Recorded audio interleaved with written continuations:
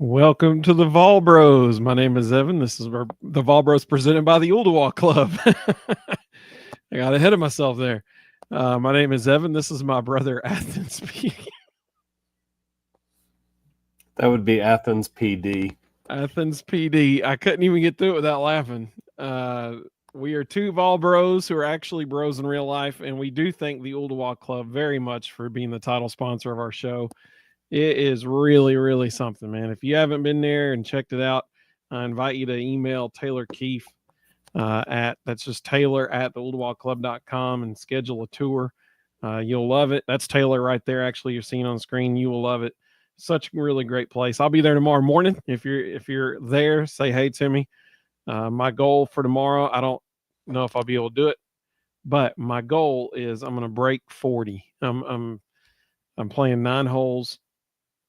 I'm going to try to break 40. That's my goal. Did not get close to that yesterday. I was there yesterday, but I was close to it last Friday. So maybe it's the Friday mojo. It's a real shame that we don't have more to talk about tonight. There's just not much happening in the world of Big Orange athletics right now. Not a little bit going on, but let's get right to it because there's already a lot of people asking in the comments. Thanks to Audrey Kaler, and Audrey's with us in the comments. Good evening, Audrey. She messaged us about 20 minutes ago on X and sent us some breaking news out of Athens this evening at 8:15 when the injury reports were released tonight. Georgia's best running back, Trevor Etienne, is listed as out. He will not be playing. Yeah, this Saturday. That's a big deal because now 3 of Georgia's top 4 running backs are listed as out, and the 4th one is listed as questionable. And so that's a big deal. That is a very big deal. Maybe even a bigger deal to Big Orange fans is what Chris Lowe said about Nico Iamaleava tonight. I will say this. Everybody's already asking, is he going to play? Is he going to play? That kind of stuff. Here's the thing. Officially, from UT Athletics, he is listed as questionable. Officially. However, tonight, Chris Lowe did say, and I've already seen some tweets and stuff misquoting him. I watched the actual interview from the news, and he's talked to Jason Swain, which is the tweet we put out. We quoted Josh Ward on channel, I think it was Channel 8 News. He said that there is optimism among the medical staff that Nico will play Saturday, that they have followed every protocol to the T, no pun intended, and that there is, his exact words were, there is optimism that he will play. He did not say he will play. He said there's optimism. And so personally, having seen how Chris Lowe reports things and conducts himself over the last however many years, it is hard to envision a scenario where he says those things without being pretty confident that Nico's probably going to play this Saturday. So I think that is fantastic news for Tennessee fans. We certainly wish Trevor Etienne a speedy recovery, whatever's happening, and the other 2 running backs. But that certainly doesn't hurt Tennessee's chances this weekend either, with Trevor Etienne not playing. That certainly makes Georgia one-dimensional. They were already one-dimensional enough, but now it really makes them one-dimensional. So, with all that being said, Rustin, what do you want to see from Tennessee this weekend? Well, I think the defense has to win it. I don't think it matters who's at quarterback. Before the season, I picked Georgia to win this game. It's at night. It's in Athens. They're coming off a tough game. It screams Kirby Smart, added motivation. it's just going to be a really hard game to win. And my hope would be that we keep it close. I would love if we won, but it's going to be a tough sledding. So I think it's going to be a defensive oriented game, and honestly, I think the biggest way we would win is if we get a defensive touchdown. We're going to have to find some offense somewhere other than the offense. I think that's a great point. How bizarre would it have been if back in July when we were previewing the season, how bizarre would it have been to say that coming into this game, Georgia would have 2 losses and neither one of them was to Texas? How bizarre would that have been? But that's how this season's gone down. Here's what I want to see from Tennessee on Saturday. I want to see him score early, put the pressure on Georgia quickly. If they do that, they have a much higher chance of winning the game. That's what I would love to see. Put it on them quickly, early. Score 14 points in the first quarter. If they do that, all of a sudden that win probability goes through the roof for Tennessee. So that's what I would love to see. Well, now whether we see that or not, I don't know. I don't think we will, but that's what I would love to see. So before we go to the next little segment here, let's go to the comments because we got a bunch of people already saying stuff. Welcome to everybody joining us. We are glad you're with us. Kind of a big week in Tennessee and Georgia. Kind of a big week. Let's see here. Mina Lackey, welcome. Good to have you. She said, evening, bros, in chat. How are we feeling about the Michigan AD on the college football committee? He'll come up here in a little bit, I'm sure. VFL in Texas, welcome, buddy. He said, good evening, family. Go Vols, absolutely. Sam said, about as good as if Connor Stallions was on the committee. Eric, welcome, buddy. He said, what's up, Evan and Rustin? It's about time for our Vols to go to Athens and beat Georgia. I would love that. I would love it if that happened. Zach, it's good to see you, bud. Good to have you with us. Let's see. Kevin, welcome, buddy. He said, let's get it going, Vol Bros. It's time to beat those dogs. I would love that. My favorite screen name of anybody who's ever commented on our show, he's back. They low down, they dirty, they some snitches. That is still the best. First of all, it's the best interview in the history of television. But second, this is an awesome screen name. He's saying Nico is playing just nervous about that first hit. Yeah, I agree. I totally agree. And with ETN being out, how does that change? Yeah, I mean, it's got me rethinking what I'm going to predict. But I was sitting there about 15 minutes ago thinking, oh, man, all of a sudden I'm feeling some big orange love here. I don't know. We'll see. We'll see here about that in just a second. Mina Lackey asked about your name tonight, Rustin. Would you like to explain your name? Well, the Athens Police Department and the University of Georgia football program are basically one and the same now. They're all on speed dial with each other, and the Athens PD has basically become the official Uber program of the Georgia football program. I'm going to cut that out and post that as a reel tomorrow. The Athens PD has officially become the Uber program of Georgia football. That was good. I like that one. Let's see. Unfortunately, Georgia has had some run-ins with local law enforcement. Just a few. Over the course of over 2024, this calendar year, there have been quite a few arrests for reckless driving from the Georgia Bulldog football program. And somehow, amazingly, it just keeps happening. Like like after the 10th one, I think it's time to take everybody's keys away. Yep. But it just keeps happening. Yep. VFL in Texas said, feels like 2016. Amen, brother. That's what I'm talking about. Absolutely. Absolutely. And for anybody who doesn't get that reference, that's the last time that, Tennessee marched into Athens and beat Georgia on the Dobbs to Juwan Jennings Hail Mary. Let's see. Talk about an up and down roller coaster of emotions that minute and a half was. Watching them score with 19 seconds left, whatever it was, and then we throw a Hail Mary, or I guess it was 9 seconds. And then we got we're beneficiaries of that personal foul on the kickoff return that gave us an extra 15 yards and put us in the Hail Mary range. Good times, buddy. Good times. Mississippi Vol, welcome, man. Good to have you. He said, good evening. Happy Thursday, almost Friday. Looking forward to the evening's content. 40 would be a great goal for you, Evan. Good luck. Hey, I appreciate that. I'm going to try, man. I'm going to try. If I get close to it, I'll post the score on Twitter tomorrow. If I don't, I won't. I shot 41 last Friday. That was probably my best 9 holes ever there. It was good.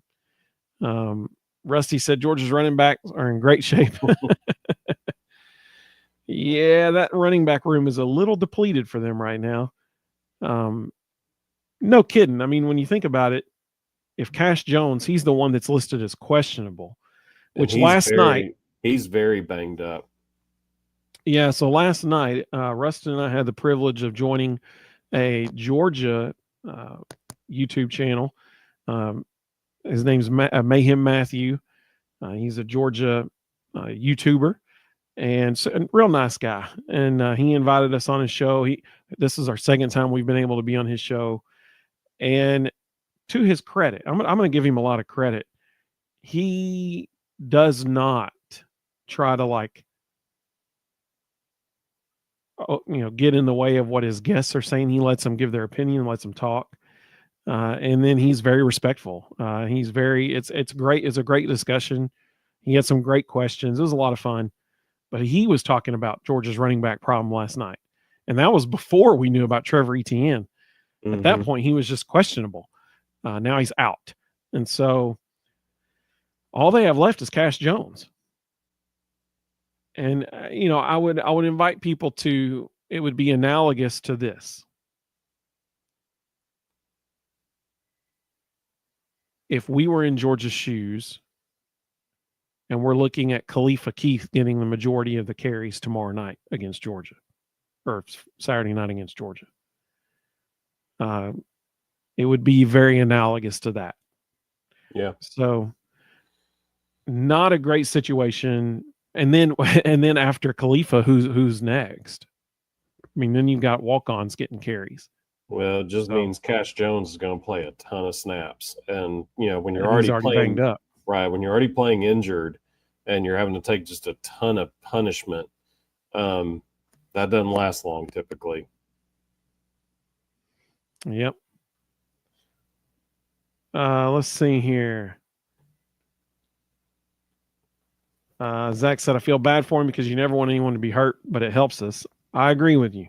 And that's one thing I was talking with. I was sitting right next to a Georgia fan at lunch today. He's my boss. And we were sitting there talking, and both of us agreed. I'm totally being 100% honest when I say this. I wish that both teams had every single person on their roster at 100% health, so that it's just straight up who's the better team. I wish that were the case. Unfortunately, it's particularly in November, that's never the case. Let's see. Kevin Riggs said, so just to be sure, listing those Georgia running backs as out doesn't mean they can't play. He said, how much chess is going on here? So if under the new rules, if they're listed as out, they cannot play. Well, not on this injury report. So the last injury report comes out 90 minutes before game time. Right. Right. If they're listed as out on that one, they cannot dress. Right. But there was so much. I mean, 2 of the running backs were out this past week. They were never considered to be coming back this week. And Trevor Etienne, there was a lot of concern that he was going to be out. And so when they went ahead and listed it, it was kind of like, yeah, we already knew this was coming. So there was some talk that Cash Jones was going to be listed as out also. They were down to their 5th string running back, possibly starting. Well, that Mayhem Matthew last night, he didn't think Cash Jones. It sounds like he didn't. He's very doubtful that he'll play. Yeah. So I think it's legit. I don't think it's chess. I think they really are this injured. Rhonda, welcome. Good to have you. She said, Happy Friday Eve, Vol Bros and Vol Bros family. Absolutely great to have you. Kevin said, put the pressure on Carson Beck. I hope for a 2 interception game. I totally agree. So I feel confident that Tennessee at least gets 1 interception Saturday night, at least, because as we've seen, I mean, Carson has three interception games. Is that correct? Mm-hmm. If it's not, it's pretty close to being accurate. I think it's 3. If he gets pressure in his face, which we know Tennessee will get to him at some point, that's when he's been turning the ball over. So totally agree with Kevin. You get some pressure on him, we're going to see some Tennessee interceptions. Let's see. And if you look at Georgia's offensive line for the last 3 or 4 weeks, they've been a sieve. They have absolutely struggled. Then if Cash Jones either is playing half speed or unable to go, and you don't have to respect the run game, now you're just pinning your ears back and going and getting Exactly. them. And Carson Beck, he can run a little bit, but he's not going to torch you. So he's early in this game. We said it last night on their show. 7 out of 9 quarterbacks we've faced this year have not finished the game. Yep. Carson Beck very well may be number 8. And I mean, that's a lot. That is a shocking amount of. I've never in my life heard of that. I've never in my life heard the team knocking out 7 of the 9 quarterbacks they faced. That's just unbelievable. That is 77.7% of the people of the games that we've played. The starting quarterback has not finished the game. Let's see here. There's something floating right in front. There's a piece of dust or something right in front of my face. That was weird. Let's see. Oh no, they low down snitches changed his name on us. Now it's Nico needs that Peyton helmet, which that's pretty good too, but it's not as good as they low down snitches. The Peyton helmet, I'm assuming he's referring to as the ginormous helmet Peyton always wore in pros. The one with the massive crown. Yeah. He said, Georgia doesn't have elite quarterback, elite wide receiver, elite tight end, or elite running back. Tell me how they route us. I don't think anybody thinks they're going to route us. Why do I feel like this is a Kirby game?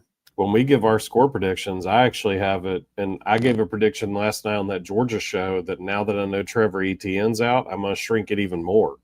I think this is going to be a defensive game with minimal scoring. Yeah. That's the thing. I don't know what the line. So this is one thing we talked about last night. I don't know what the line is down to now. I know that when it opened, Georgia opened as a 10.5 point favorite. Now, when you stop and consider what that means, Tennessee has not allowed anybody more than 19 points all season long. Nobody's even touched 20 on them. First team since 1966 in Big Orange apparel to do that. First team since 1966. The only team in college football this season to do that. It's still 9.5. I'm sure tomorrow that'll drop when they have a chance to evaluate the ETN news. Surely. But I mean, when you stop and think about that, it opens in Vegas as a 10.5 point favorite. What they're saying is that essentially Tennessee is going to score less than 10 points because Georgia probably won't score more than 20. I mean, essentially that's what that means. And I'm sorry, that's ridiculous. That's not going to happen. So that's why I think that's a bogus line right there. I'm not a betting man, but if I were, I'd be putting money on Tennessee because there's no way Georgia's winning this game, even by 9.5 points. It's not happening. This is going to be an incredibly close game. Whoever wins. Let's see. Rusty, I like it, buddy. He said Will Brooks legacy game. That's what I'm talking about. I didn't know this until I saw it released today. Will Brooks was on the, what were they calling it? The Talking Orange podcast. Is that what it's called? Something like that. Yeah. So Will Brooks he was the most recent guest on there. Everything Orange. That's what it is. Everything Orange. I knew it was orange in there somewhere. So he is currently second in the country for interception return yards, which I mean makes total sense. because he's had one long pick six, and then that one, where he almost got the pick six and got tracked down, and Boo Carter was standing next to him like, oh man. I would love it if Will Brooks has another pick six in this game. That would be amazing. Amazing. Rhonda said, I want us to take the dogs to the dog pound. There you go. Absolutely. Let's see. Mina Likey said, I hope I don't see a ref hold us up when we are doing tempo. Yep, I agree. Zach said, Beck throws more interceptions than touchdowns. Absolutely. James, welcome, James. He said, going to miss Jordan Thomas on Saturday. I'm assuming he means like his,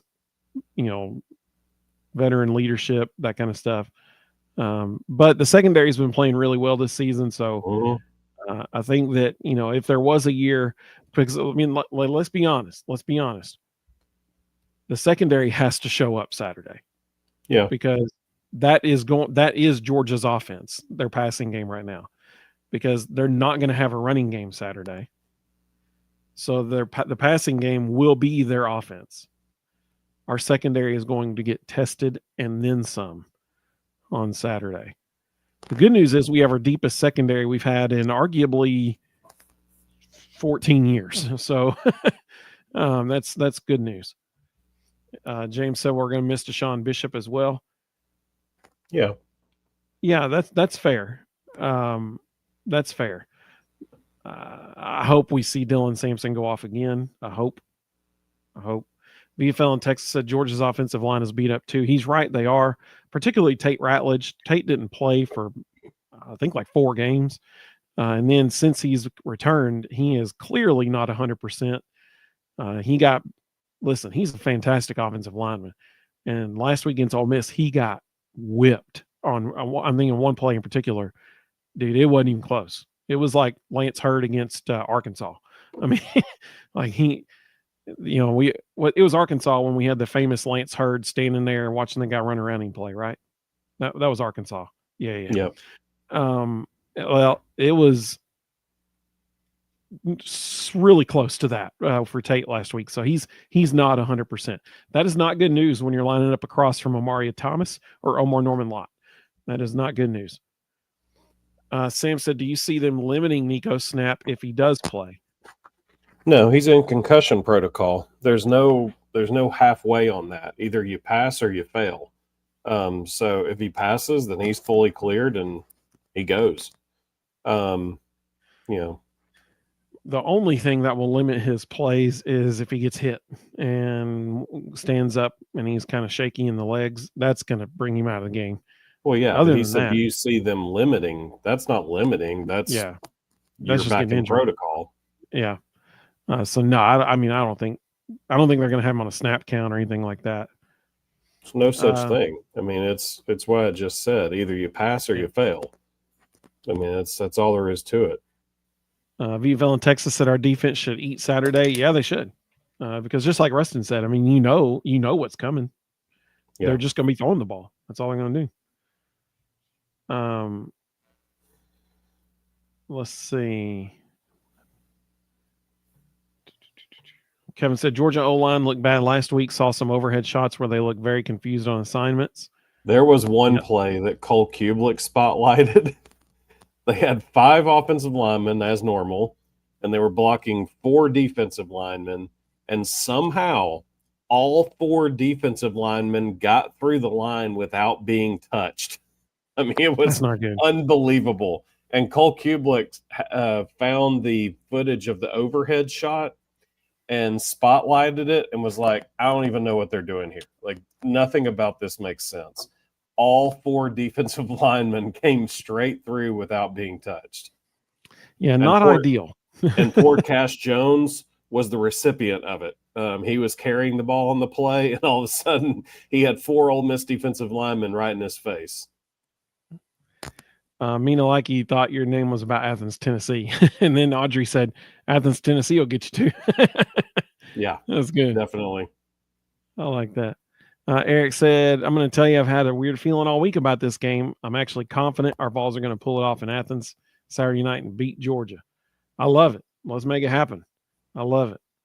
Rhonda said, we keep them under 20, we can win. Let's go. You're right. I totally agree. If they keep them under 20, they have a shot at winning this game for sure. For sure. Let's see. Eric said he hadn't felt this way all week or all season until this week. Yeah, I'm telling you, man, I'm about to come over to your side on this thing. I've not. I don't know. Can it end in a tie? Like that's kind of where I'm at right. I know it might be like a 11 overtime game or something, but that's how I'm kind of feeling about it right now. Let's see. Greg said, has ETN not broken 100 yards in any game this year? Nope. They only had, what was it, like 43 rushing yards or something like that last week? Like it was bad. Yeah. It was real bad. I can't remember the exact number, but I remember the average. It was 1.8 yards per carry. Rusty said, if our O-line can play a clean game, we have a great chance. I totally agree. He said, got to minimize the false starts and drive. Amen. He said, got to minimize the false starts and drive killing holds. That is 100%. Okay. And I'm going to get even more specific than that. So when we started, we gave what we want to see. My thing I said that I want to see is I want to see us jump out to a quick lead, put the pressure on them early so they have to start throwing the ball more. And then, I mean, we're already they're going to do that. And then you're really pinning your ears back and just going after Beck. And that's when he turns it over. So when you think about this whole season, I'm thinking all the way back to Oklahoma. And then in recent weeks, last week, finally, we scored on the opening drive. When you think back to previous weeks, we were moving the ball down the field with ease on the opening drive, and self-inflicted wounds killed the drives. Whether that was a fumble inside the opponent's 20-yard line, whether that was a holding call, a illegal man downfield call, all those kind of things, we have killed ourselves on opening drives with just silly penalties. So Rusty's exactly right. If we don't do that on the opening drive, you got to feel good about their chances of getting in the end zone to start the game off. And man, that would be huge. That would be huge. So a couple of running back notes. ETN's highest yards per game so far this year is 88. He has not had a game where he's gotten more than 88. Last week against Ole Miss, they had 33 carries for 59 yards. For an average of 1.8 yards a carry. But here's something else I just stumbled onto that I did not realize. On the season, Cash Jones, who will be their starting running back, is averaging 1.9 yards per carry. Not ideal. If he plays. Yeah. Let's see. Oreo Puppy Dog said, I wonder if anyone would notice if Juwan Jennings came back for this one game. That'd be cool with me. That's cool. VFL in Texas said, remember, Georgia didn't score an offensive touchdown last week. I mean, they're struggling. I mean, they are struggling right now for sure. Let's see. And he said, and now they have to play our defense. Yeah, you're exactly right. Absolutely. Let's see.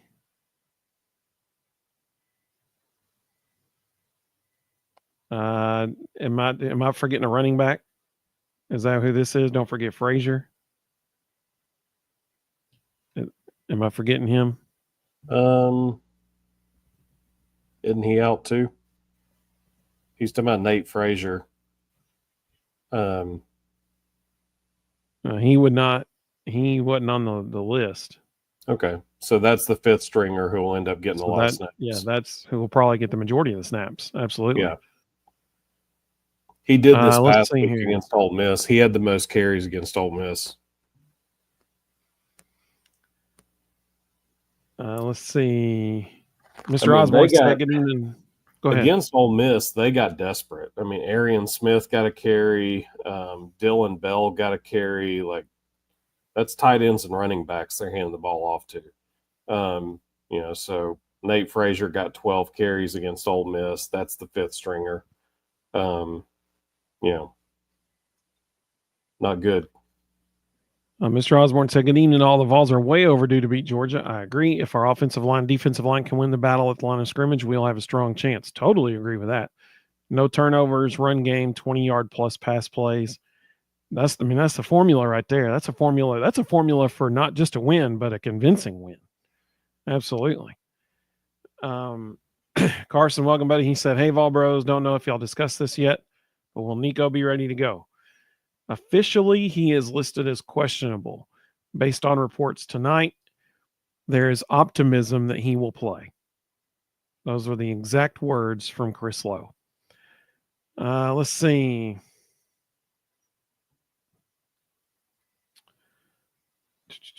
Kevin, thank you for the clarification on the injury report. Let's see. Rhonda said, Hype will be ready playing chess. Absolutely. Hope so. Jared said he wants to see his dial-up pressure on Carson Beck. Amen, brother. Absolutely. I think we're going to see that. Absolutely. Zach said we're going to get 3 interceptions and a fumble. Hey, sign me up for that. I mean, I wonder the statistics behind that. What are the statistical likelihood that you win if you were the beneficiary of 4 turnovers in a game? I mean, it has to go way up, like surely in the 80th percentile at least of chances of winning. Kevin said our defense has got to be more effective than Ole Miss, doesn't it? I would think so. Yes, totally agree. Totally agree. Let's see. Rusty said special teams can't give up a punt to the 1-yard line like we did early in the 2022 game. That really killed us. Yeah, absolutely. JL is not happy with the playoff committee. Join the club, buddy. I'm right there with you. Absolutely. Mr. Osborne said, need those big plays on offense to have a great chance of winning, and hopefully Nico plays. But if it's Gaston Moore, same game plan, or gas pipe as what we're calling him, I guess, because Heupel calls him that. Emphasis on run game and take high percentage big plays passing. Kevin said 60 minutes of mayhem if they have no running game. Yeah, man. Let's live in the backfield. Zach said Joshua Josephs and James Pierce Jr. are going to eat Saturday. Hope so. I hope so. You know who I hope eats on Saturday? Omar Norman Lott, Amari Thomas, David Hobbs, Jackson Moy, Elijah Simmons. Those 5 guys. I hope Bryson Eason. Yep, Bryson Eason. I hope they eat. Because if the interior defensive linemen are wreaking havoc, it's over. It is over if that's the case. And Tyree West is cleared also. Because listen, we all know Bryson Eason, Jason Jenkins, Joshua Josephs, James Pierce Jr. We know they're going to be in the backfield causing havoc. We know that. If the interior defensive linemen are also getting in the backfield, big orange dub. That's how that's going to go down.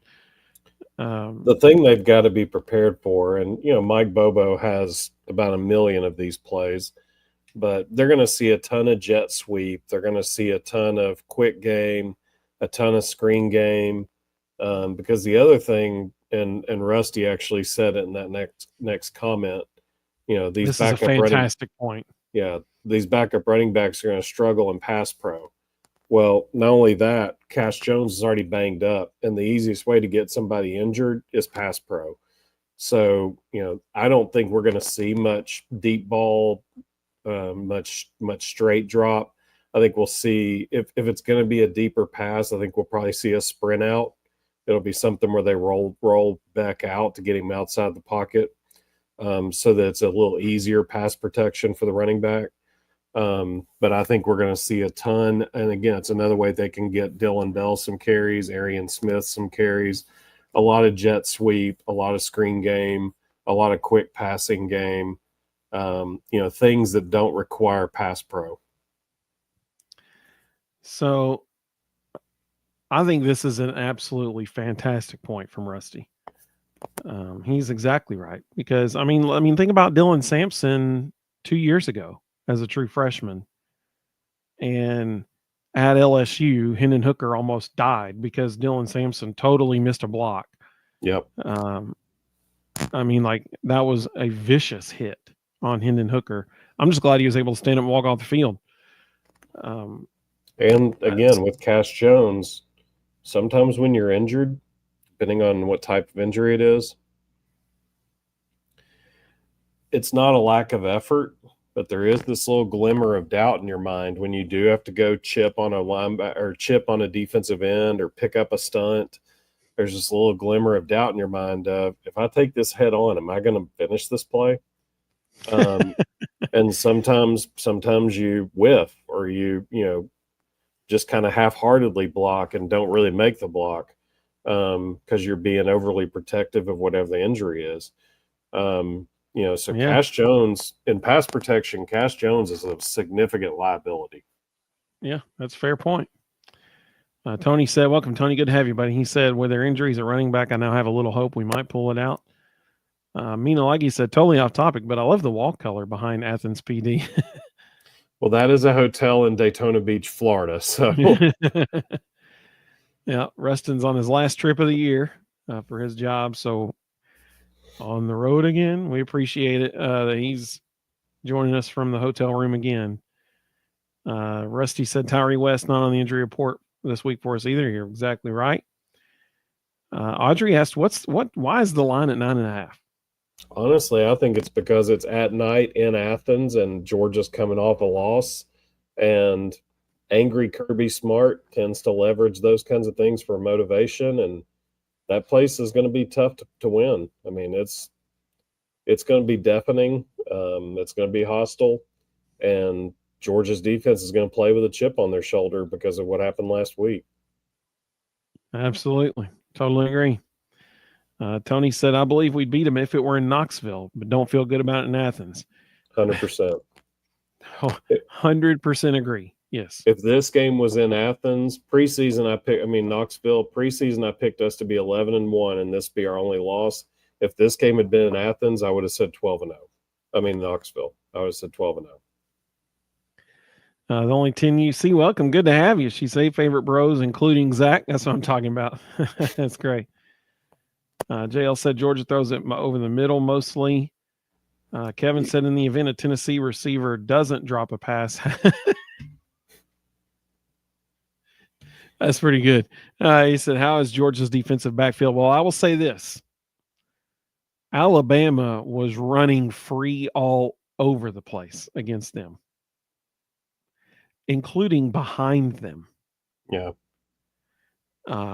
Will Tennessee's receivers be able to get behind Georgia's defensive backfield? 100%. Yes, they will. If we connect on one or two of those plays, that's good news for the Vols. I will say this, Ole Miss couldn't get behind them. So, they may be getting better. Ole Miss's only touchdown pass was a 10-yarder. It'll be interesting to see. Ole Miss has some burners. Like, they should have been able to get behind them. So it'll be interesting to see if we can create some explosive plays. I think if we're going to win this, either our defense has to score a touchdown or Dylan Sampson needs to explode. He's got to have his Heisman moment. He's got to be an absolute terror. And, if he gets 2-3 touchdowns, we win. Absolutely. Green Wave said, Vol Bros are live. Let's go. Glad you're with us, Green Wave. Kevin said, hit that like button. I think that's a great idea. Rusty said, Thornton's also in concussion protocol. So that's interesting. I haven't heard that.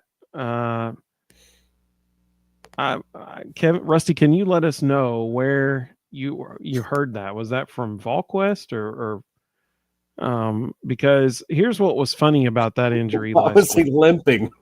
Yeah. So that was what was so weird about that injury last week. He got hit in the legs and he comes limping off the field and he doesn't go back in the game. And then they reported it as an upper body injury. And he was like limping. And I'm like, that's his leg. That's not his arms. So that's why I don't trust anything Tennessee Athletics says about injury reports. Chris Lowe said that on that interview with the Channel 8 News as well. He said, he goes, I don't even think Josh Heupel would tell his wife the truth about injury reports. He is not known for being forthcoming in injury news. So I'm curious to see what Rusty says about where he found that out.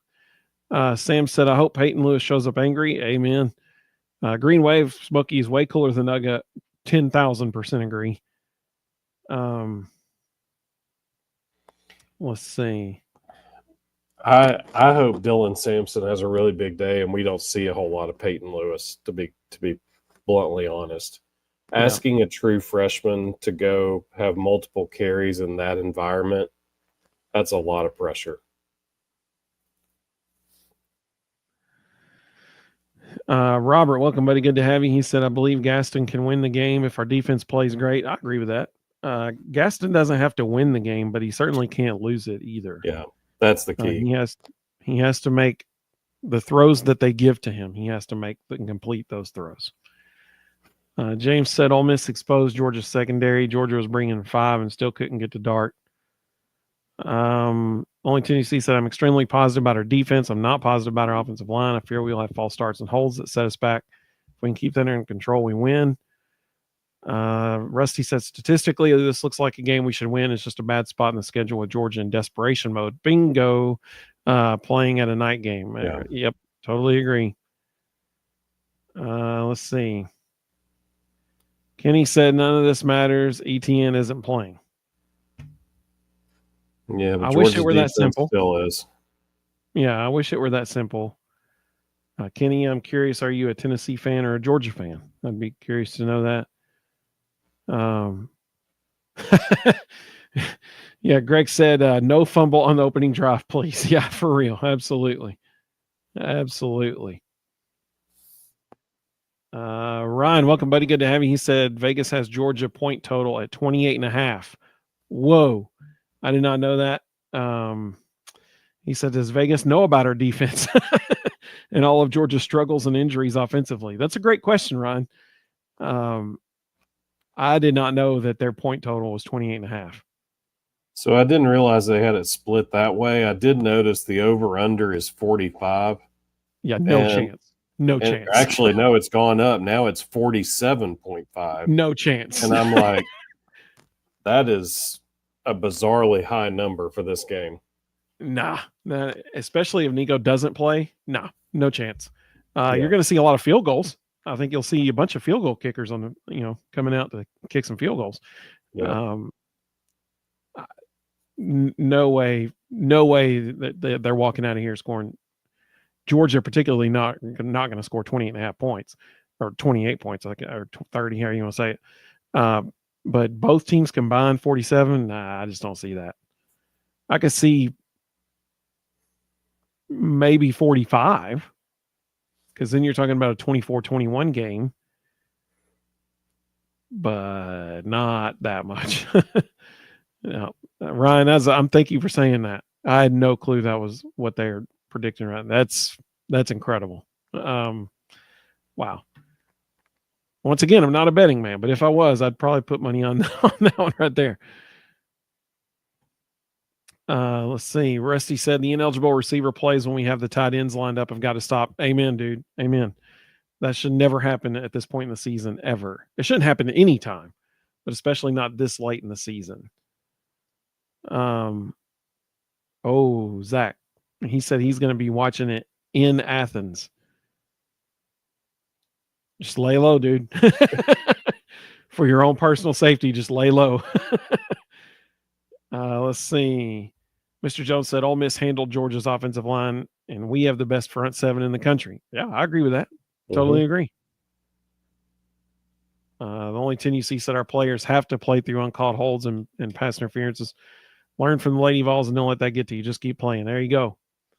Rhonda said we score early, then get an interception on their first drive. Hey, that's what I'm talking about. Sign me up for that. Sign me up for that. Let's see. Mr. Jones said, I find it odd that 4 of the top 5 teams in the playoff rankings are Big Ten teams, and Michigan's AD is the head of the committee. Yep, that is accurate. Yeah, but it won't. That won't last. You know, you've still got Indiana plays Ohio State. You still got the Big Ten championship. You know, that's going to shake up. Kevin, I think you just hit another part of the winning formula here. He said, how much does home field benefit them this week? 7 points, 14. My hope is the crowd loses interest early from our defense being in the backfield all game long. Absolutely. That's going to be important.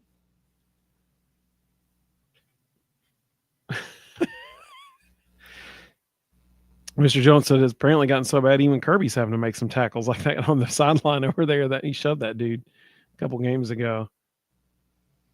Let's see. Only Tennessee said if we can hang in there, the crowd will go frustrated with the offense and be a non-factor.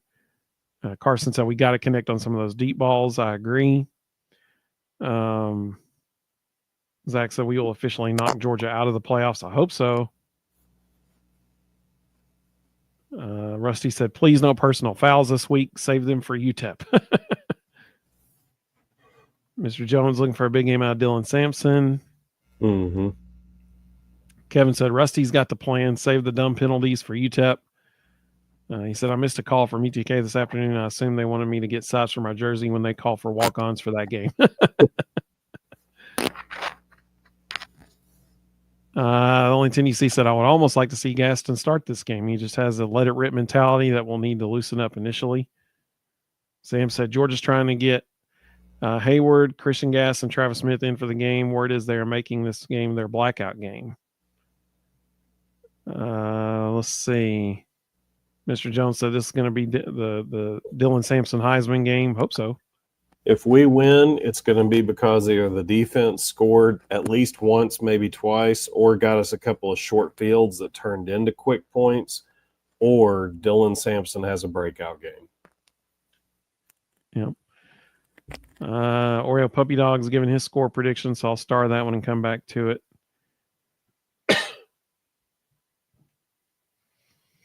Yeah, Rhonda's exactly right. She said we can shut the noise down by just getting after Beck and scoring. I mean, that's you're exactly right.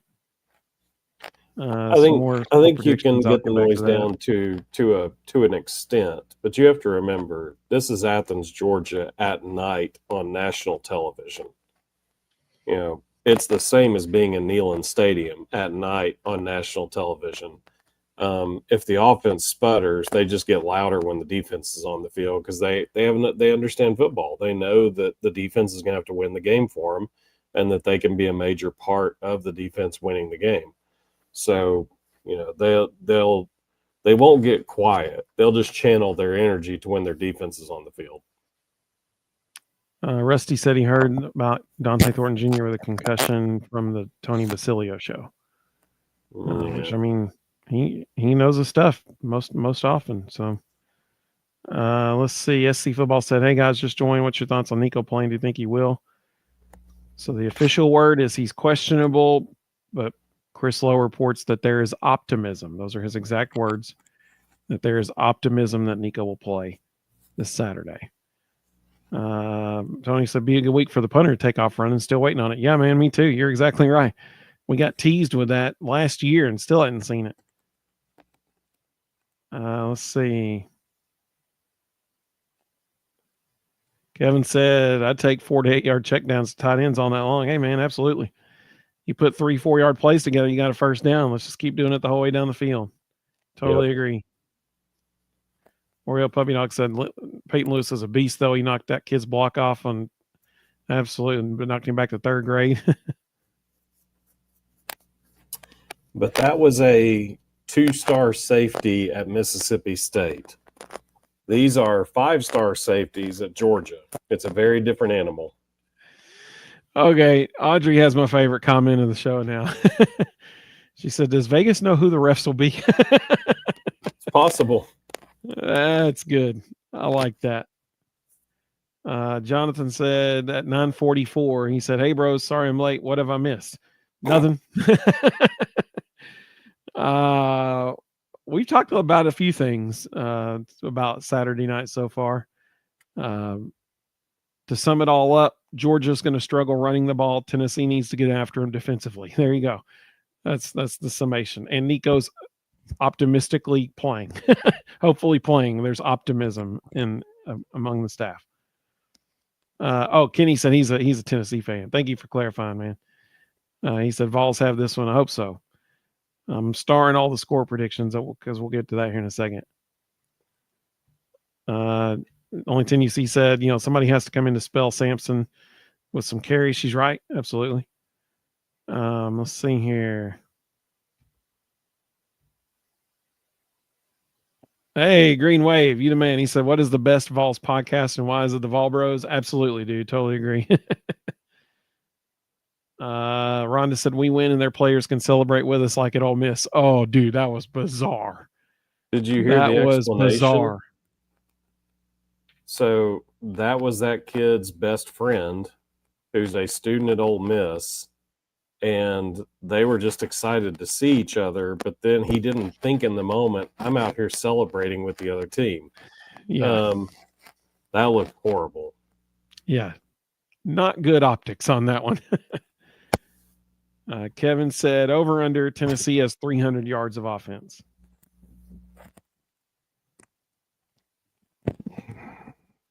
I mean, okay, here's the thing. Theoretically, 300 yards would equal 21 points. Theoretically.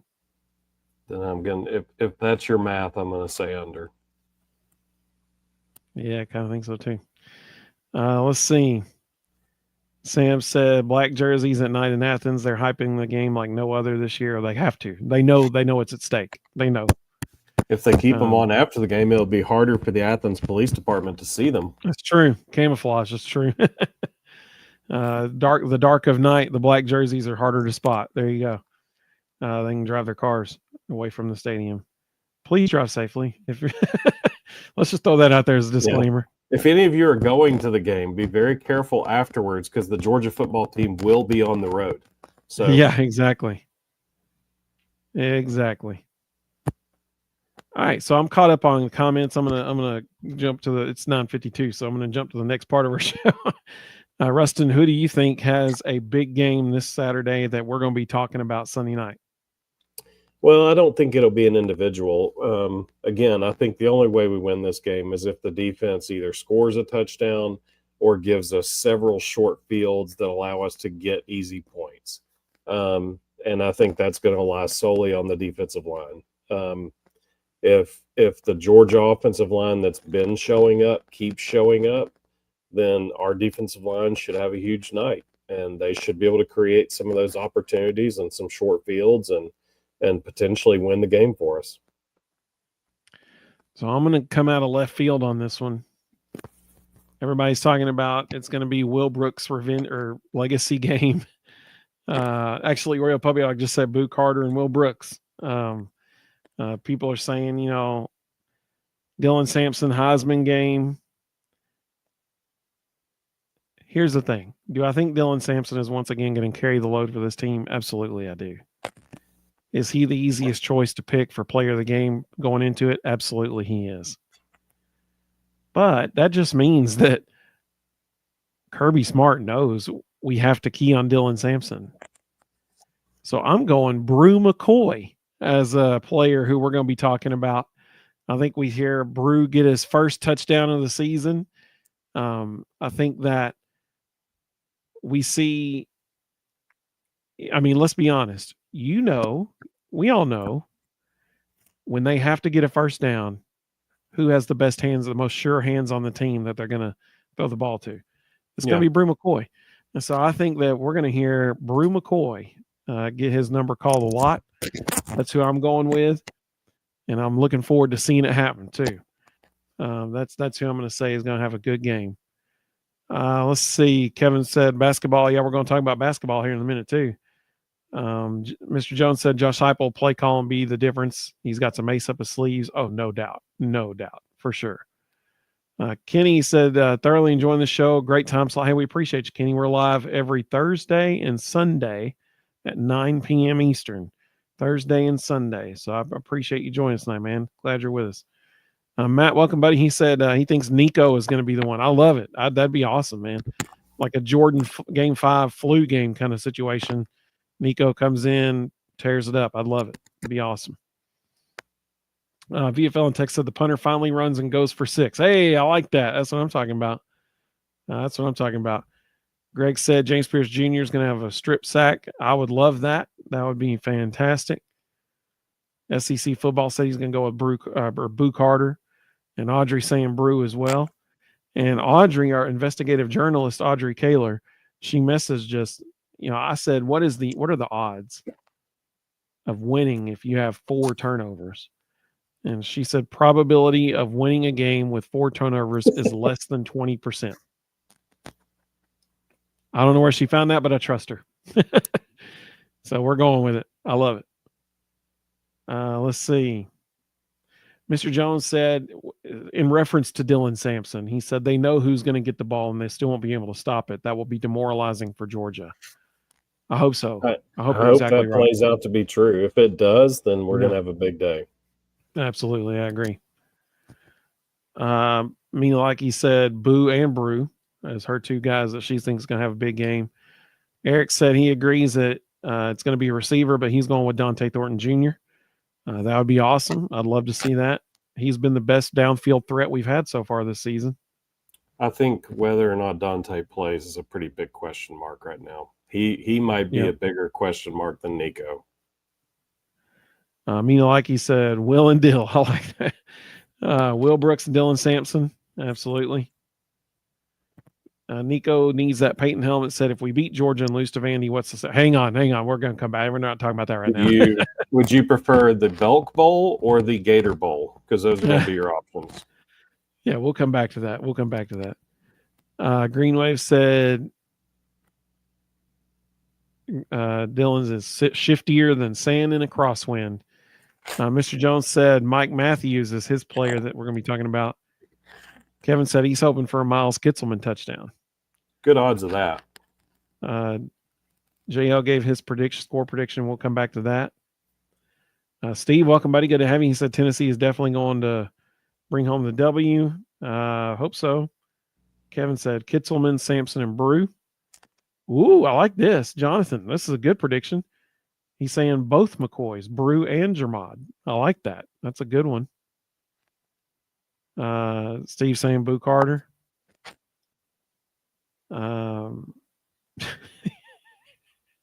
Like he said, Dante was limping with a concussion. Yeah. That's a rough day. That is it's a whole body injury at that point. It's an upper and lower body injury. His concussion was so severe it was hurting his legs. Yep. So let's do our game prediction. And full disclosure, last night by the way, we have 423 people watching across all 3 platforms right now, X, Facebook, and YouTube. Thank you all so much for watching with us. We love that. So here's the deal. Last night, we had the privilege of being on another Georgia YouTube channel and asking about our predictions for the game. And I said, there's no way either team scores 20 points. There's no way. And I said, last night, I predicted 19-17, 19-16, somewhere in that range, Georgia wins. But today has presented some interesting developments. Now that we know that Trevor Etienne will not play, now that there is optimism that Nico will play, and let me say this, I don't think Heupel lets Nico play if he knows that they would be better with Gaston at quarterback. Yeah. In order for Nico to play, Heupel has to be totally confident that he gives them the best chance to win. If it's a situation where it's like, well, I mean, it's kind of iffy. He could go. I mean, he can go, but he might not be at the top of his game. Is a 100% healthy Gaston Moore better than a 70% healthy Nico? I don't know. That's probably getting kind of close at that point. Yeah. So I hope he's fully healthy. I hope so. Well, it's like I said, it's concussion protocol. It's not I'm 70%, I'm 80%. It's pass or fail. Either you're good or you're not. So, if he passes, he's fully cleared, and that means he's fine. There's nothing wrong with him. So, it's not. Can you cheat the test? Absolutely, 100%. Easy to cheat. But hopefully he's honest and does it the right way and doesn't put himself in any kind of permanent danger. And if that's the case and he passes, then he's 100%. He's good to go. So what is your score prediction for Saturday? Well, last night it was 20-17 Georgia. And I hate to say that because I want badly to win this game. But I'm also a realist, and I understand that we're playing one of the best programs in the country in their stadium at night in what's essentially an elimination game for them, coming off of an embarrassing loss. And Kirby Smart is a master motivator. He understands how to leverage that to get max results. Then we find out that Trevor Etienne isn't playing. And so now I think it's going to be a field goal fest. I think they will beat us 16-13. But if our defense can create a short field and get us an extra touchdown, or can even have a defensive touchdown, then I think we could win 20-16. But I think right now we're going to look at a defensive slugfest, and it's going to turn into a field goal contest. I 100% agree. I totally agree. It will be a very low scoring game. Here's what people have been asking me at work all week long what I thought about this game, and I have had very, very not optimistic outlook on it. The only 10 you see said, got to be up at 2 a.m. Love this show. Have a great night all. And we love you too. Thank you so much for that super chat as well. That is fantastic. You are awesome. Thank you so much. We hope you have a great evening. Sorry you got to get up at 2 a.m. But here's the thing. All week long, I've said, even today at lunch, people were asking me, and I said it again, Tennessee is walking into a hornet's nest.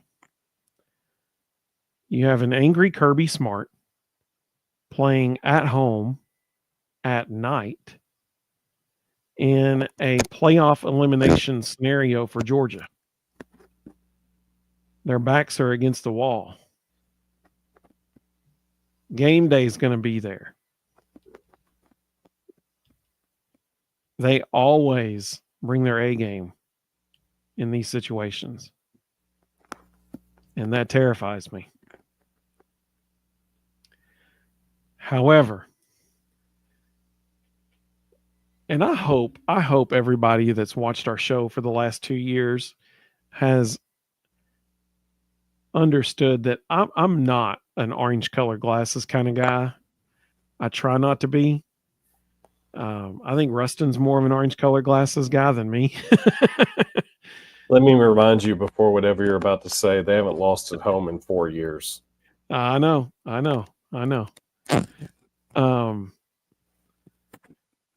With all of that stuff that we just said,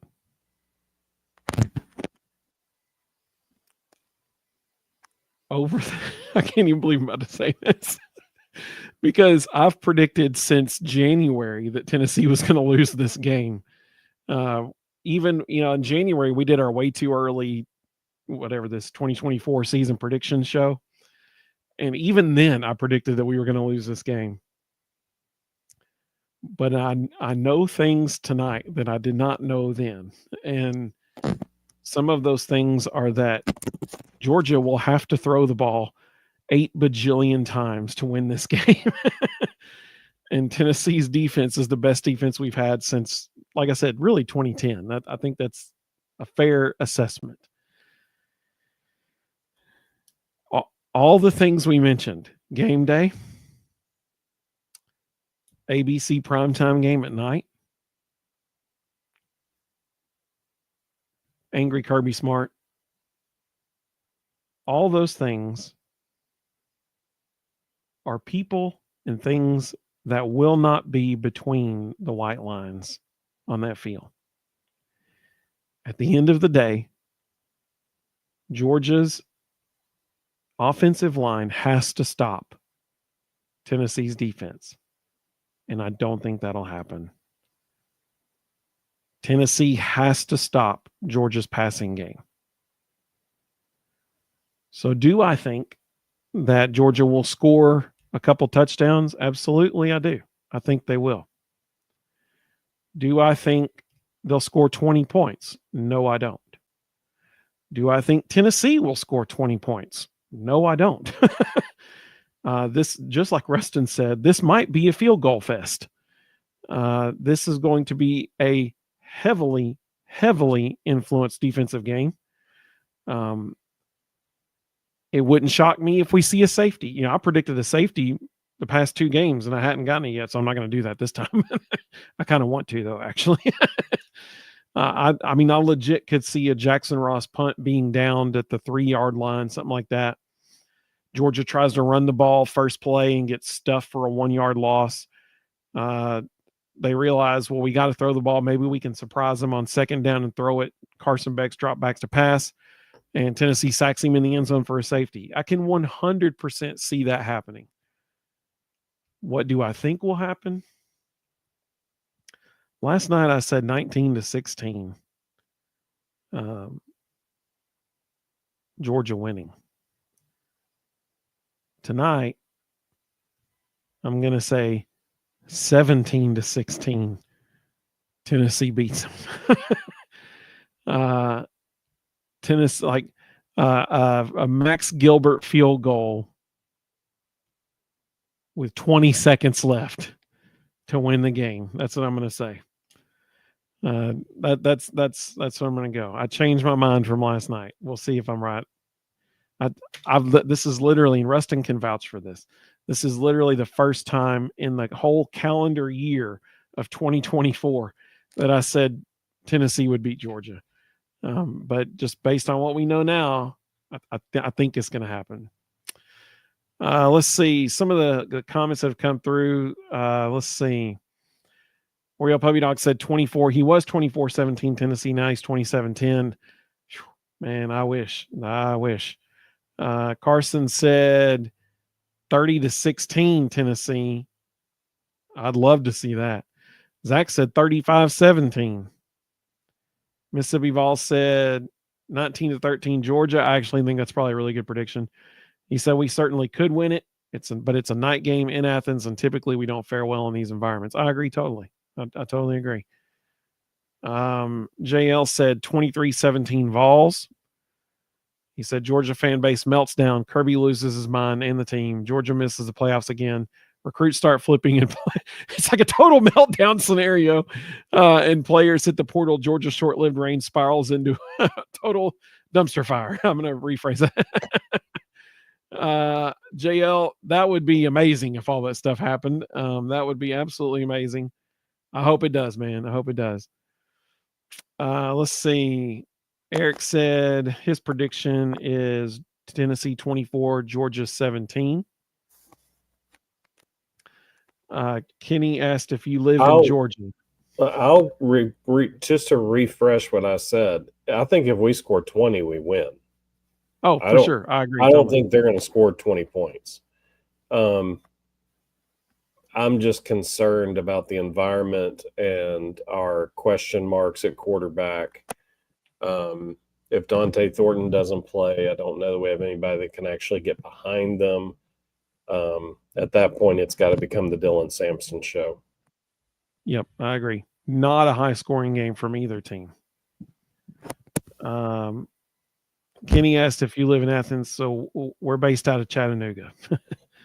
Every week, I try to create a name that corresponds to our upcoming opponent. VFL in Texas said 17-10 Vols. That's probably a pretty good prediction. That's probably pretty good. Mr. Jones said 28-10 Vols. Mina Likey said 28-10. I'm assuming that's Tennessee winning that one. Matt said Max Gilbert, let's go. I mean, I hope so. I hope hey, if he's the MVP of the game and we win, go Max Gilbert. That's my that's my thing. Mm-hmm. Yeah. Kevin said I'm holding out hope that Tennessee goes off on Saturday, 28-16 Vols. Okay, if we score 28 points, we win the game. Yeah. Like I agree 100% with Rustin. If we score 20 points, we win the game. I totally agree with that. And I think in that scenario, 28-16, if we score 28 points, that means we probably did have an interception returned, if not for a touchdown, to very close to a touchdown, similar to what, last week with Boo Carter got down to what, like the 12 yard line, something like that. So that would be a scenario I think would have to happen there. I'll be honest. I love Boo. I love his aggression, but him returning punts in Athens at night concerns me. Yeah, I agree. Carson Beck exposing Boo concerns me. Yeah, because he knows how aggressive he is. They see it on tape. They know that whenever Boo enters the game, it seems like 80% of the time they're blitzing him when he first play he comes in, that kind of thing. They know that you better believe Carson Beck is going to have his eye on Boo Carter. And if he sees him creeping up, if there's a vacant space, he's going to Beck will fill that space with a completed pass. I mean, that's just the way it is. Over aggressive freshmen in big game environments typically tend to turn over balls on punt return because they are trying to make something happen that doesn't need to happen. That's a good point. Steve said, let's go Tennessee. Their defense is going to do it for them. Mr. Jones said, Merklinger, the gunslingers from Georgia. Hopefully we don't see Jake Merklinger in this game. That's the hope. Yeah. Tony said, it hurts me, but 24-17 Georgia. So I agree, Tony. If Georgia scores 24 points, they win the game. And really, it's a race to 20. Whoever scores 20 first wins. I mean, that's what's going to happen Saturday night. Let's see.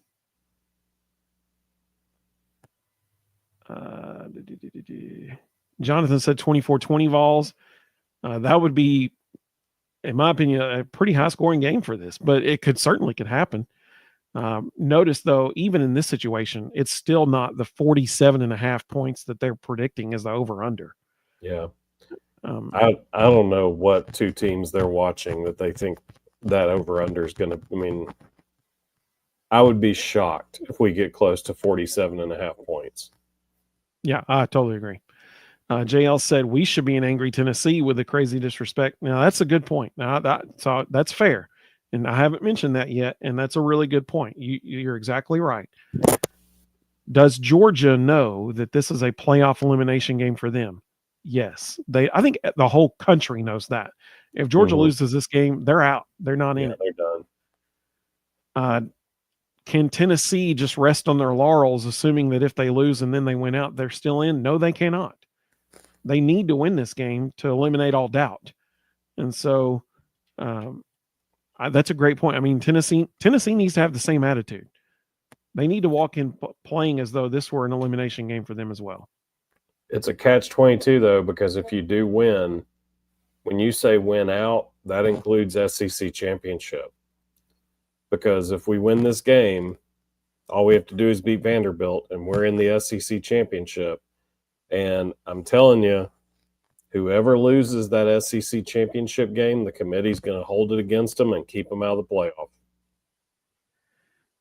Especially if it's a 2-loss Georgia that makes it to the SEC championship. But a 1-loss Tennessee that makes it to there, I think that they still get in the playoff as a 2-loss team that made the SEC championship game over maybe a 2-loss team that didn't make the SEC championship game. But we've all seen how the committee's treated Tennessee in the past. So that's a fair point. We've seen how That's they treat terrible. Georgia for losing that game. I mean, it's a lose-lose. Yeah, you're right. VFL in Texas said the Hornets nest, those Hornets don't have any stingers. They're still a good football team for sure. Still a good football team. Fred, welcome, buddy. Good to have you. He said Vol scored 24.5 versus Bama. I think they throw it all over the place and score. Whoa, 30 plus. Balls are bigger, faster, and stronger. Pretty banged up. Yeah, and Georgia still got some athletes, man. Like they got 5-star talent all over that field. Bruce playing injured. Squirrel White's playing injured. I'm not even sure Dante Thornton's going to play. Deshaun Bishop's out. Nico's a question mark. We're not the same team that played against Bama. Fred, I hope you're right. I hope you're 100% correct. But that would be a tall task for Tennessee to play like that. Let's see. Audrey said Beck does not handle pressure well from Kirby or otherwise. She said he doesn't like to get hit, and our D-line will have him in their crosshairs. I 100% agree with all that. Yeah. Yeah. Zach said, what's it going to take for you guys to pick Tennessee? Georgia's not playing well. Tennessee is Tennessee. Defense is better. The offense is better, yet you still pick Georgia. I mean, like I said, dude, like this is a tough environment they're about to walk into. I mean, Georgia's playing for their postseason life, you know? I mean, if it was in Knoxville, I would pick them. But it's in Athens, it's at night, and Georgia's got their backs against the wall. And no one has won in Athens in 4 years. Yeah. Darth, welcome, buddy. He said ETN is out. Georgia is already 15th in the SEC in rushing. Yeah, that's why you see some changes of the minds, even on this show tonight. Darth said, can Tennessee run the ball? That will determine the game. True. Yeah, and because that would be a direct result of the line of scrimmage, and that's what's going to determine this game.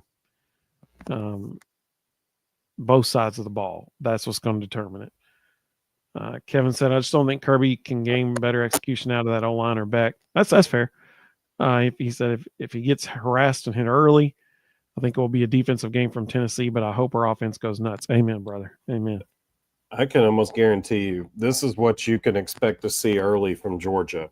You're going to see a ton of screen game. You're going to see a ton of jet sweep, and you're going to see a ton of misdirection because they're going to try to do anything they can to get the ball out of Carson Beck's hands early, but they're also going to do anything possible to hopefully create gaps by us overplaying and being over aggressive, but also create some easier blocks for their offensive linemen, using misdirection, using quick sweep where, it's just easy to get to the next gap and get upfield.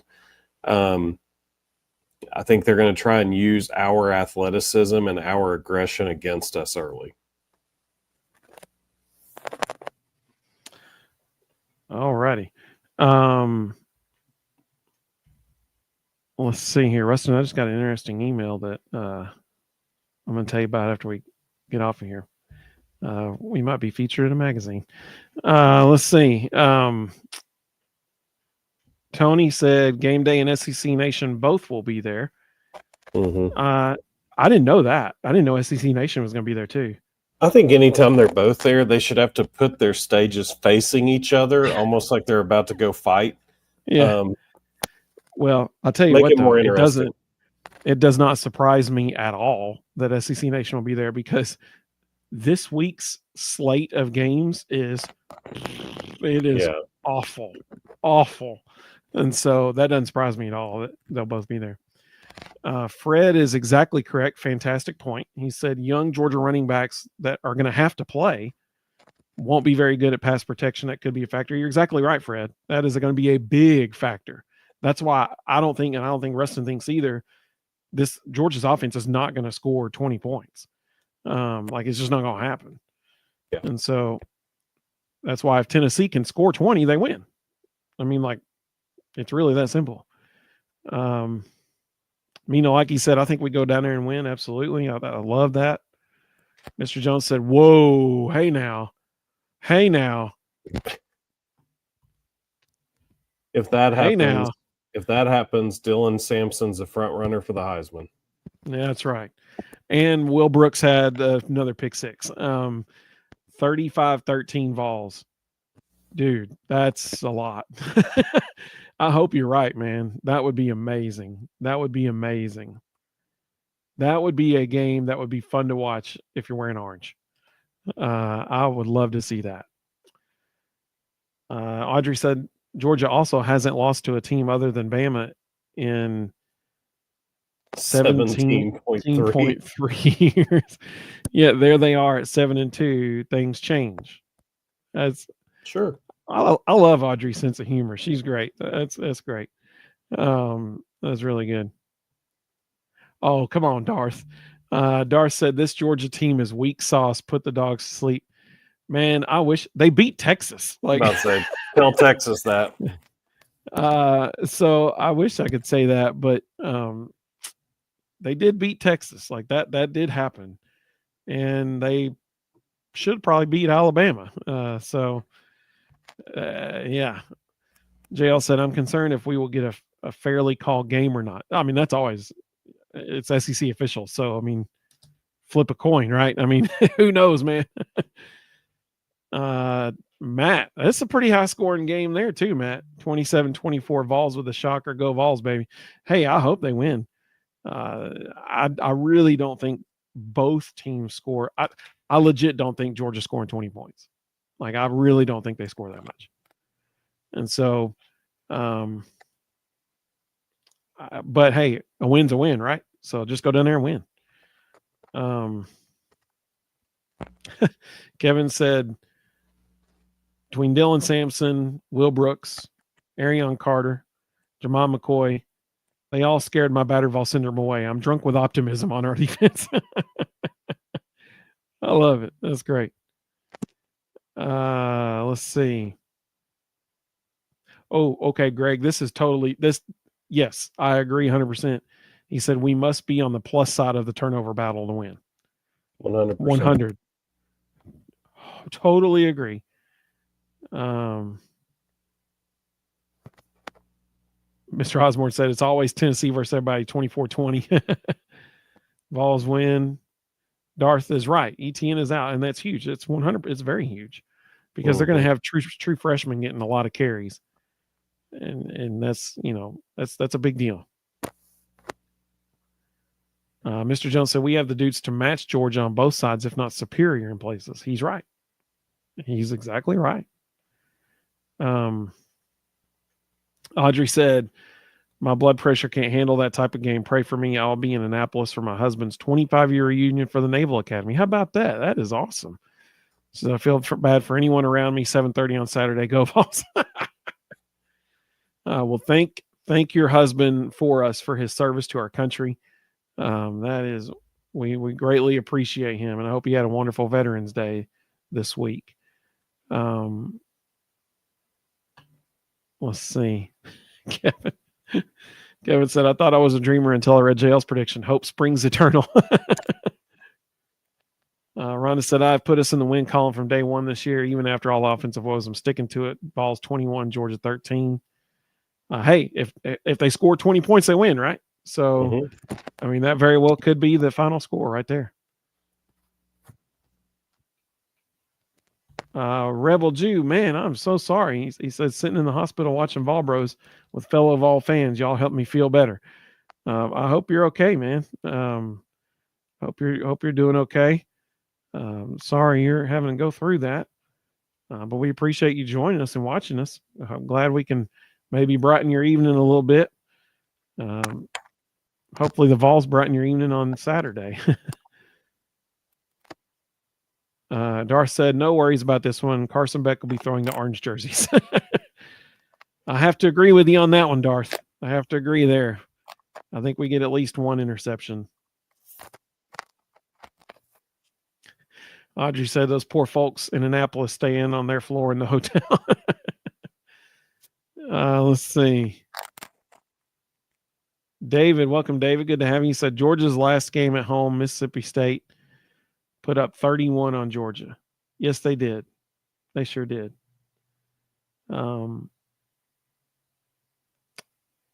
That's a fair point. Mostly through the air, which is interesting. I was just looking at Mississippi State only had 79 yards rushing. They had over 300 yards passing. So that'll be interesting to watch.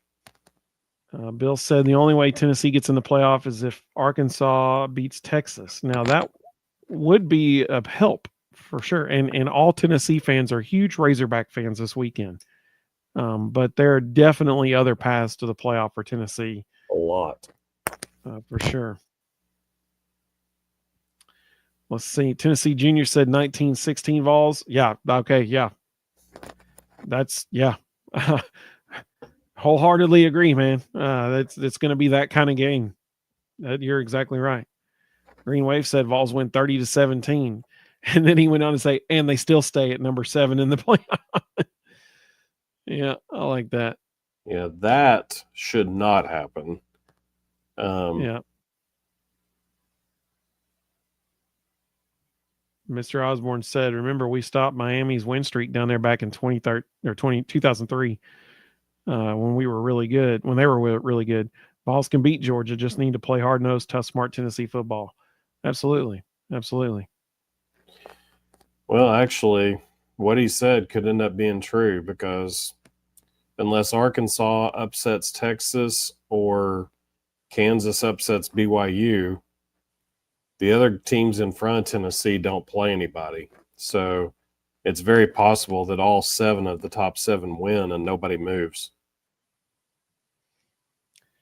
Minalagi said 28-16. Darth said, we're assuming that their wide receivers will catch the football. That could be said about both teams. Let's see.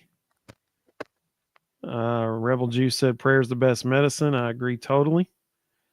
Let's see. Audrey said 24-17 Vols. Hey, like I said, if you score 20 points, you win. Mm-hmm. So Rhonda said never trust that committee. I agree with that. Darth was agreeing with you from earlier. He said the SC championship game ain't worth going to. Let's see. Rhonda said, whenever we have the ball, all I want is Georgia players to see their backside because we're running away from them. Absolutely. JL said, no way we beat Alabama and Georgia and not be in it, one would think. I hope. Let's see. Kevin said only Bama gets credit for losing. That's sadly true. It's the reality of that. Darth said might see conferences just nominate top teams in the standings for the champion. Plus the extra game hurts both teams. So Darth, you just said exactly what Rustin and I have been saying for probably the last 6 months. Yeah. There's no good really that can come out of the conference championship games anymore. Unless you win it, it's going to be used against you. That's exactly right. Yeah, that's exactly right. Mr. Jones said all the pressure, or at least most of it, is on Georgia. Yeah, that's true. And that's why I'm not like super pumped because they know that too. Tony said he's sure Omar Norman Lott will help him with a stupid penalty. That's fair. That's fair. Yeah. Emotions will be high in that environment. It's going to be a slugfest. I like this point. JL said at this point we're used to night games. That's also true. We're not going to know what to do against UTEP. That 1 o'clock kickoff. We've never seen the sun before. Exactly. Let's see. A lot of good comments here. Kevin said, Rustin, do you expect screen passes to try to slow our defense down? Yeah. 2 things, to slow the defense down and to take pressure off of running backs having to block and pass protection, and honestly to help out offensive linemen not having to block our defensive line. It's a lot easier to release downfield and go get a piece of a linebacker or a DB than to try to, slow down our front four. Darth made a good point. He said Texas' best win is Vanderbilt. As of right now, Texas has 0 wins against currently ranked top 25 teams. Georgia has 2. Tennessee has 1. Bama has 1. But Texas is ranked higher than all of them. And Georgia beat Texas head-to-head. Let's see. Rebel Juice said the nurse who took my blood this morning is a West Virginia fan. Hopefully I have her a Vols fan before I leave. She picks Vols over Georgia, so there's potential for her. I like it.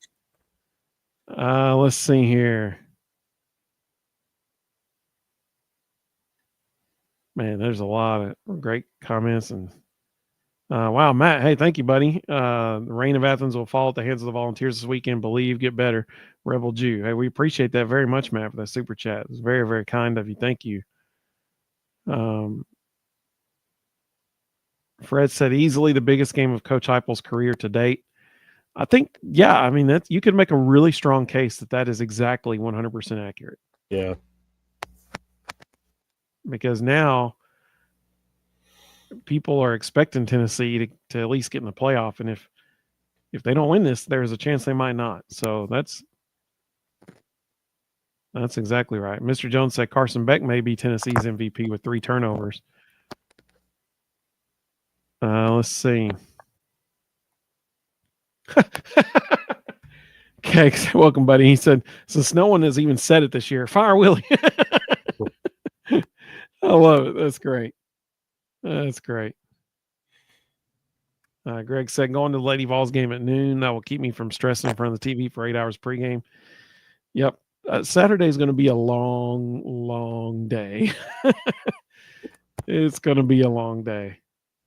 Jonathan said, all streaks must end, and Georgia's home win streak must come to an end. Bill said, defensive game. Kevin said, is it still illegal to spray our wide receivers with Stickum head to toe? Never was. If you're good at hiding it, you can do all kinds of things. Ryan said, if Indiana and BYU move up for big wins over Michigan and Utah, then Tennessee better move up for a big win over Georgia. Amen, brother. He just hit the nail on the head. Absolutely. Absolutely. Kenny said, if Nico beats Georgia, then we're done criticizing him. True freshman beating the big 3. I mean, that's fair. I don't think a lot of people are criticizing him now, but you're right. That would end any conversation for sure. Sam said, okay, now this might be my favorite comment. He said, Texas' best win is being in a big TV market. True statement. Let's see.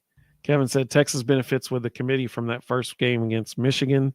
The committee still remembers Michigan as a top-tier team, and that win was impressive. They were last year's champs, and their AD is the head of the committee. I was about to say, they don't remember Michigan as a top-tier team. The guy leading the meeting says they're a top-10 tier team. Yeah. Audrey said she's going to be at the Navy Tulane game at noon wearing Tennessee orange. That's really cool. I hope you have an awesome time. If you see number 33 for Navy, Jordan Sanders, wish him nothing but the best because he's a former student of mine. We're great friends with his family. It's so exciting seeing him on TV now. That's really, really cool. Rhonda said, will it ever change that we have to play Georgia and Alabama every year? Maybe in 2026. Maybe. Next year's schedule was just this SEC schedule is just this year's just flip-flopped locations. Yeah. But there, in theory, will be a new schedule format in 2026. And we already know our permanent opponents are Alabama and Vanderbilt. So there's going to be seasons where Georgia's not going to be on the schedule. There could be seasons where Georgia and Florida aren't on the schedule. Kevin said, I think I've laughed out loud more during tonight's show than any before. I like the attitude we have this season. I agree, man. I agree. To the 400, James said Michigan is giving $10.5 million to Bryce Underwood on 3 reporting. I think they need to figure out how they can get Connor Stallions out of jail and bring him back because they're just not the same team without him. It's amazing how when they stopped cheating, all of a sudden they came back to normalcy. The Wiseman, that's a street cred name there, man. Like you're that's a lot of wisdom that you're calling out right there. But I mean, he's backing it up with what he said here. Welcome, buddy. Good to have you. He said, give me any SEC team with a top 10 run game and top 10 defense any day. Yep. It's a good point. It's a good point. Rhonda said, I will definitely not cry over not playing them anymore. both teams in the season. James said they're giving money to everybody. Yep, absolutely. Greenwave says Stallions took cheating from a 31% losing rate to a 9% losing rate. That's kind of massive. To the 486 people watching across 487 watching across all three platforms, we appreciate it. Quick summation of Tennessee basketball, both men's and women's, for this week. Very good. That's especially the second half of the men's game. Very, very good. What did you see from them this week? I want to make sure people understand. Do not overlook what Tennessee did to Montana in the second half. Okay, Montana is 100%, barring injury. Montana is 100% an NCAA tournament team. They will win the Big Sky. They will get that automatic bid, and they will be in the field of 64. Money Williams, it was funny after the game, I saw these people saying we need to get Money Williams in the transfer portal. Money Williams ain't playing college basketball next year. He's on every NBA draft board. He will be in the pros next year. So, when you've got a guy like him running around, you've got a sure thing NCAA tournament team, and you just beat the brains out of them in the second half. I mean, just obliterate them. Was 52 points in the second half? Was that right? Yeah, 52 to, I believe it was 52 to 23, something like that. That was amazing. And that team, I think what was most impressive to me was you can literally watch the chemistry starting to take place. Like, people are starting to figure out how their role fits in with everybody else. We saw Igor Milicic kind of figure out, okay, my job is to be a pick and pop guy. Every once in a while, I'm going to have opportunities to slash to the basket. He fits. What we saw from him against Montana was what Rick Barnes wants him to be every night. And it makes everybody around him better. It's this team, as they continue to gel and continue to figure things out, and honestly, as JP Estrella continues to get healthy, this team's going to be tough. So Jonathan asked if there's any updates on the injuries to the basketball team.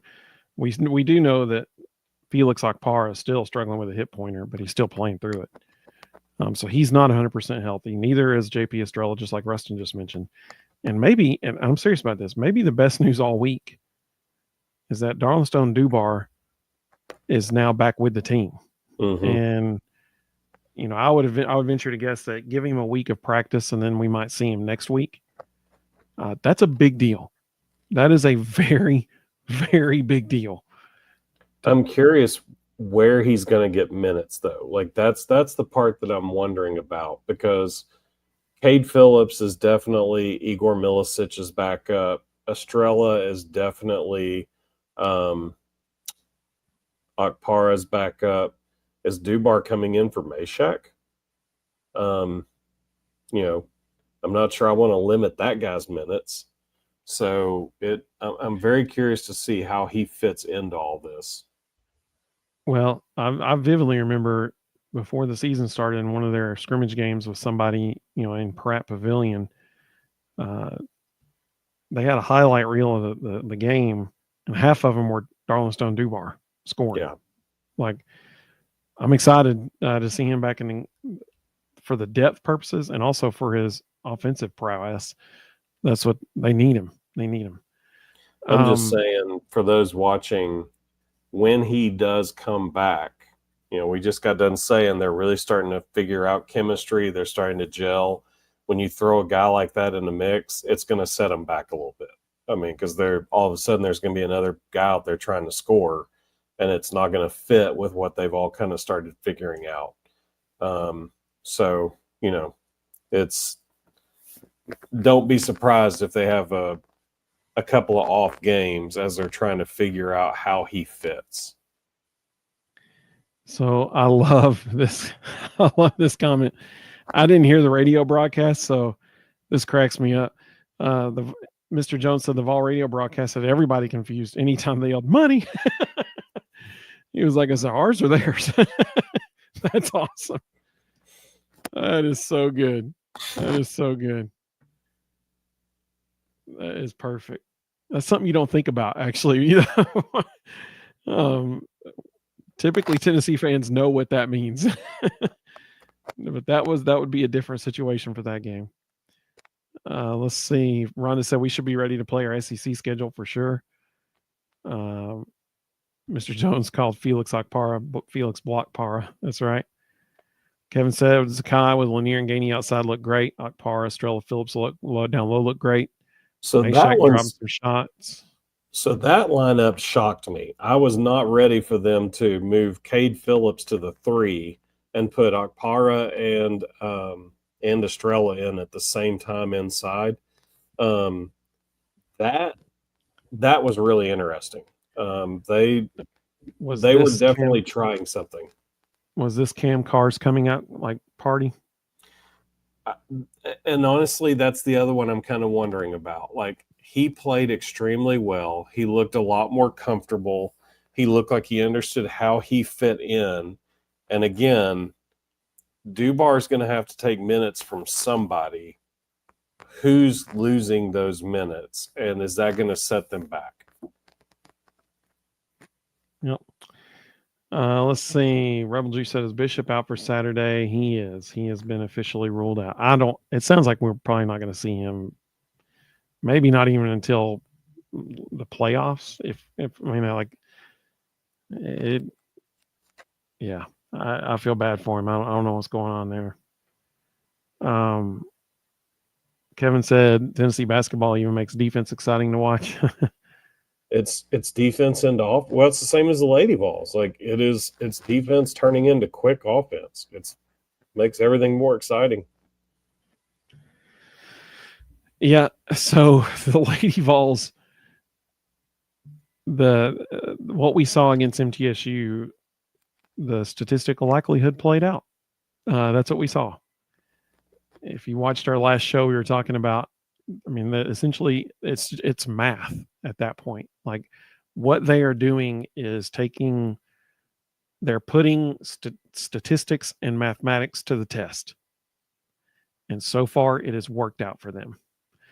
And that was nowhere more evident than against MTSU, because they shot 45 threes. 45 threes. They made 15 of them. They made more threes. They made more threes than MTSU attempted. Yeah. So, statistically speaking, yeah, they missed 30 threes, but they still made 15. So the math worked out in their favor. It was 42. They were 15 of 42. Oh, so I was 3 over on the attempts.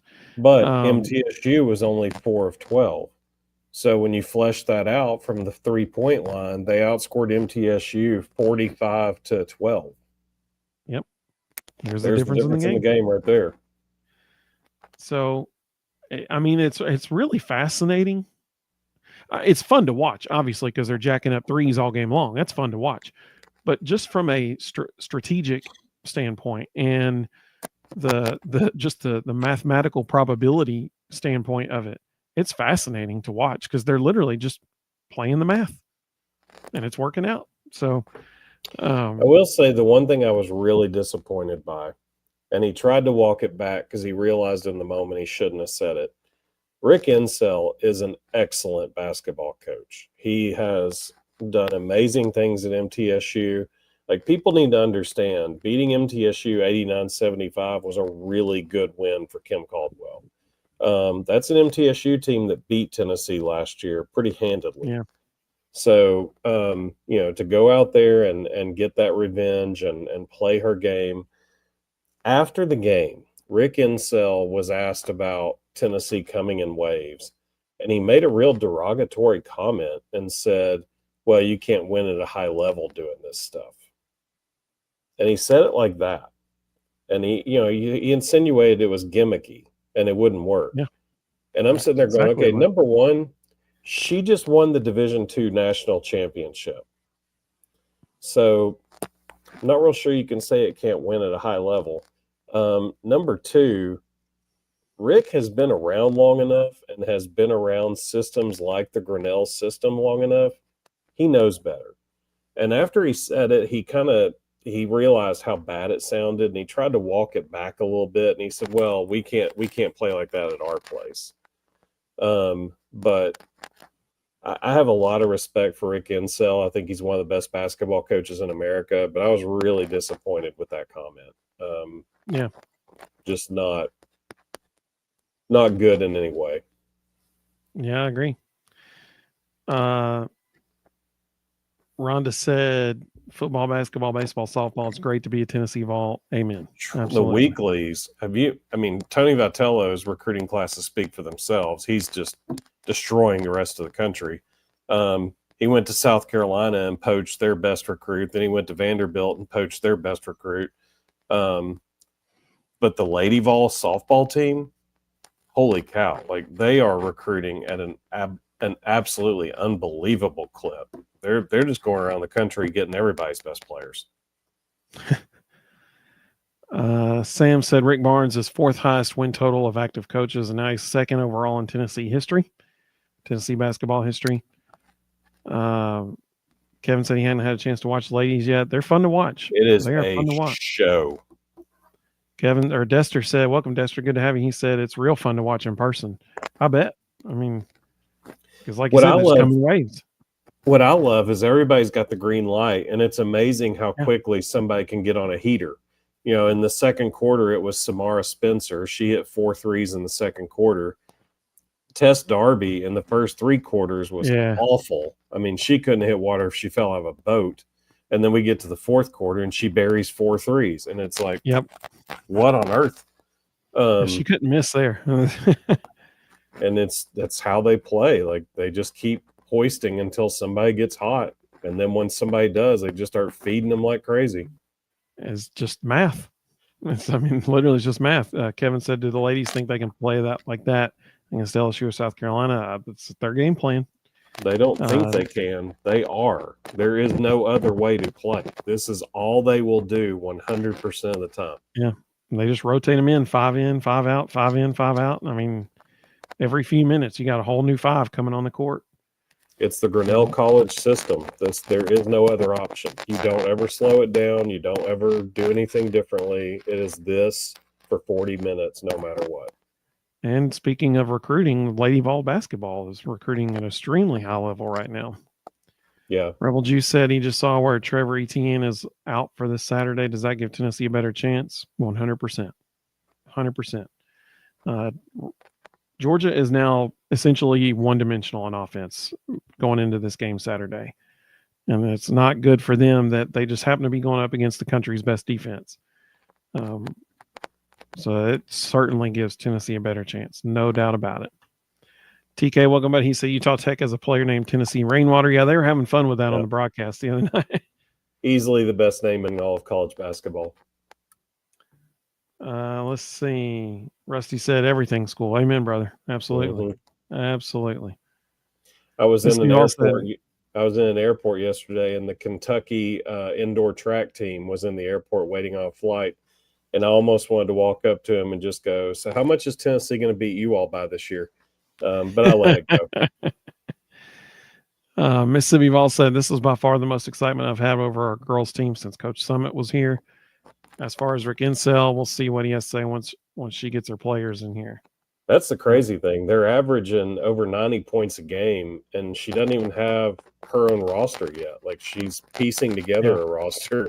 It's going to be insane. Just like the Denia Prawl, the girl that signed the other day, it's a national top 15 player.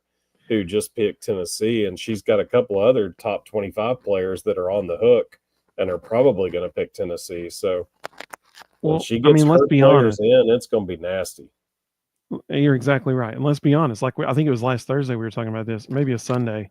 If you're a top-ranked high school player and you're known for being a great shooter, like that's your the best part of your game is you just knock down threes from the outside, and you watch Tennessee play and you're like, wait, they shot 42 threes in a game. And then you hear their coach, tell players that they're not shooting enough and they need to shoot more, and they have the green light when they have an open look. Yeah, sign me up for that. If she's going to encourage me to shoot the ball even more, that's a very attractive thing for a lot of high school players. And Rhonda made a good point. She said, you see, they love playing for Coach Caldwell too. Yep. Dester said the girls sub 5 at a time. They act like they've played together forever. That's a good point. Matt said softball ranks number 2 in recruiting for 25. Good stuff. Absolutely. And baseball's number 1. Kevin said he's going to go back and check out their games, and glad we're talking about it tonight. Absolutely. Mr. Jones said our football defense has got to feel disrespected to people saying that Ole Miss's defense is better. Yeah, I agree. So, to the 490 people watching across all 3 platforms on Facebook, YouTube, and X, y'all are awesome. Y'all are the real MVPs. We appreciate you so much.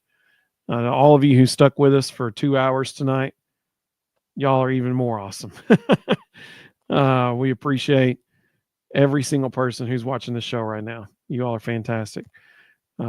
Sunday night, 9:00, Sunday night, we'll be back. And we're going to hopefully we're going to be talking about a Tennessee football win. That's what we're hopefully going to be talking about. But we hope you will join us every Thursday, every Sunday, 9:00 p.m. Eastern time on Facebook, YouTube, and X. Really, really hope that you join us then. For everybody who's got to, wake up and go to work in the morning, we appreciate you staying with us. But we so appreciate all of you. Mr. Osborne, thank you, buddy. He said, great show. Vol Bros, appreciate you. Greg said, victory show Sunday night. That's right, man. That's what we're hoping for. VFL said, hit the like button. I think that's a great idea. Subscribe if you haven't. That'd be awesome. Share our show with people. We'd really appreciate that. Sam said, love that you see our girls not giving anyone a chance to freely dribble the ball up the court. Yeah, absolutely. It's nonstop action, and they're absolutely in their games. Mr. Jones said, go Vols. The wise man said, go Vols. We appreciate you joining us tonight. VFL Texas said, get your picks in. That's right. Picks for the Vol Bros College Football Pick'em Challenge are due tomorrow night. All 10 games are on Saturday this week. So the picks are due tomorrow night. So please get those picks in as well. We hope all of you have a great, great evening. Rustin, thank you for joining us on the road again. We appreciate that. Mina Likey said, hit the like button on your way out. See you Sunday. We appreciate you, Mina Likey, very much. I hope all of you have a great evening. Go Vols. Beat Georgia.